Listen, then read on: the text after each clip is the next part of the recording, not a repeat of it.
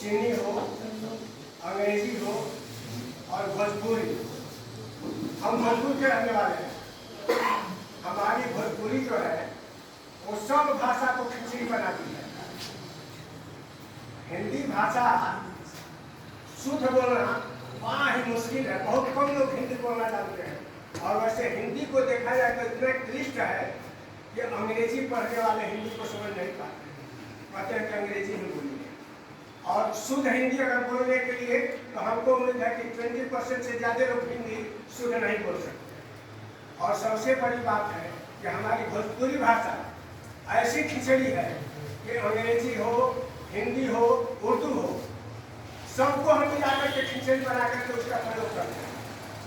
और कुछ लोग कहते हैं भोजपुरी की भाषा में सब प्रवीण नहीं है। भाभी जितना प्रवीण है, रामेश्वर वर्मा जितना प्रवीण है, उतना हम लोग नहीं है। लेकिन कहते हैं भोजपुरी भाषा में कि देखिए ना, बुलिए बराबर आया है। अंग्रेजी का प्रयोग भोजपुरी बना दिए और जैसे वैसे है भोजपुरी में देखिए वो किलवा आया है। भोजपुरी भाषा जो है मिश्रित भाषा हो गई है।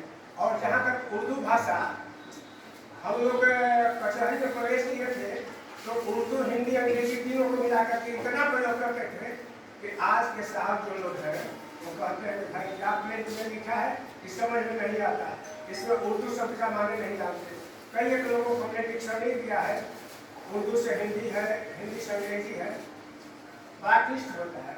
इसलिए हमारी भाषा जो है इसके बारे में जब तक हम लोग जागरूक नहीं होंगे तो हिंदी, संस्कृत, उर्दू, हिंदी जितना है मिलाकर के किसी भाषा में इसका प्रयोग करते हैं।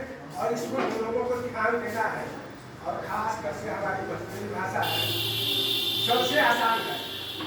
सबसे आसान अगर है भोजपुरी भाषा, इसके अंदर व्याकरण हुआ हमारे जानने में, हो सकता है भाभी जानते हो। जो भी बोलना है बोलिए, अंग्रेजी को मिला दीजिए, हिंदी को मिला दीजिए, सब मिश्रित भाषा है। इसलिए हम लोगों को इस पर ध्यान देना चाहिए। और इतने ही शब्दों के साथ मैं